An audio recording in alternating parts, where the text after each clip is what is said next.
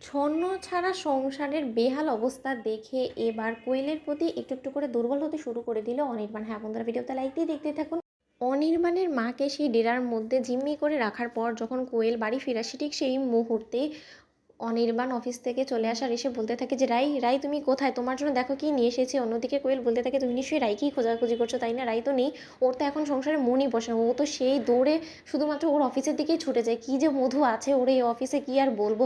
তুমি বরঞ্চ একবার অনির্বাণ রাইকে একটু জোর দিয়ে বলার চেষ্টা করছো ও যাতে সংসারে একটু মন দেয়। এরকম করে সংসারের প্রতি যদি অবহেলা করে, তোমার প্রতি অবহেলা করে, তাহলে তো তোমার সংসারটা উচ্ছন্নে চলে যাবে। আমি বা কতদিন সামলাবো বড়? তো হাজার হোক আমাকেও তো একদিন এখান থেকে চলে যেতে হবে। তখন কী অবস্থা হতে পারে তোমাদের এই সংসারটা, তোমাদের সংসারটা তো একবারে ভেসে যাবে। তখন কি হবে বলো আমাকে, সেটার আদৌ কোনো তোমার কাছে ব্যাখ্যা আছে? তখন অনির্বাণ বলতে থাকে যে সত্যি রায়েরই অফিসের প্রতি এতটা টান দেখে না আমারও এখন যথেষ্ট পরিমাণে অধৈর্য লেগে যাচ্ছে। আমি আর এই জিনিসটা সহ্য করতে পারছি না, কিন্তু তা সত্ত্বেও কী আর করবো, কারণ ওর এত শখ জেগে বসেছে যে না ওর পরিবারের দায়িত্ব নিতে চায় আর ও নিজে ইন্ডিপেন্ডেন্ট হতে চায়। এখন ওর এই ইচ্ছেটাকেও তো আমি জেনেই বিয়ে করেছিলাম, তাহলে তো এখন মুখের উপরে ওকে আমি বারণও করতে পারি না।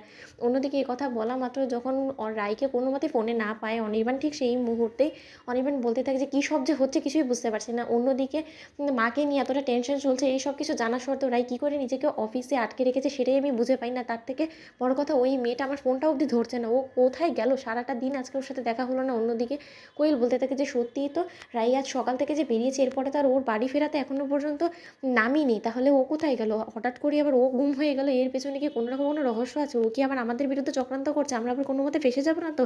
এই বিষয়টাকে নিয়ে যথেষ্ট পরিমাণে সিরিয়াসলি খুঁটিয়ে দেখতে হবে যে রাই, যে কিনা কাল এতটা উদ্বিগ্ন হয়ে উঠে পড়ে লেগেছিল ওর শাশুড়ি মায়েরকে খোঁজ করার জন্য, আজকে সেই মেয়েটা হঠাৎ করে গুম হয়ে গেল। তার কোনো খোঁজ খবরই নেই, সে ফোন অবধি রিসিভ করছে না। হঠাৎ করে তার একটা মানুষ গুম হয়ে যেতে পারে না, কোনো মতে কি আবার নীলু সেই ডেরায় রাইকে নিয়ে আটকে রেখেছে? অন্যদিকে অনির্বাণের কাছে কোয়েল গিয়ে বলতে থাকে যে আচ্ছা অনির্বাণ, আমাদের সেই অতীতের সংসার জীবনের কথা মনে পড়ে?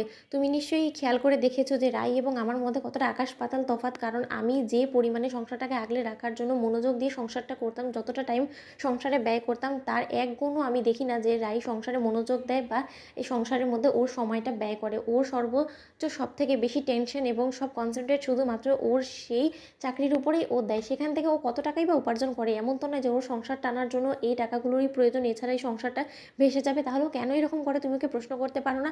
তখন অনির্বাণ বলতে থাকে যে সত্যি কোয়েল, সেই অতীতের দিনগুলো কোথায় যেন একটা হারিয়ে গিয়েছে। তখন কোয়েল বলতে থাকে যে তুমি চাইলেই নতুন করে সেই অতীতের দিনগুলো ফিরিয়ে আনা যায়, কিন্তু মাঝপথে শুধুমাত্র একটাই আমাদের দেওয়াল তৈরি হয়ে গিয়েছে, সেটা হলো গিয়ে রাই। এই দেওয়ালটা যদি একবার সরে যায় তাহলে আর আমাদের কোনো চিন্তাই নেই। তখন অনির্বাণ বলতে থাকে যে তার মানে তুমি কি বলার চেষ্টা করছো যে আমি রাইকে ছেড়ে এখন তোমাকে বিয়ে করবো? সেটা কোনোদিনও সম্ভব না কোয়েল। তো বন্ধুরা, ভিডিওটি ভালো লাগলে লাইক এবং শেয়ার করে সাবস্ক্রাইব করতে ভুলো না।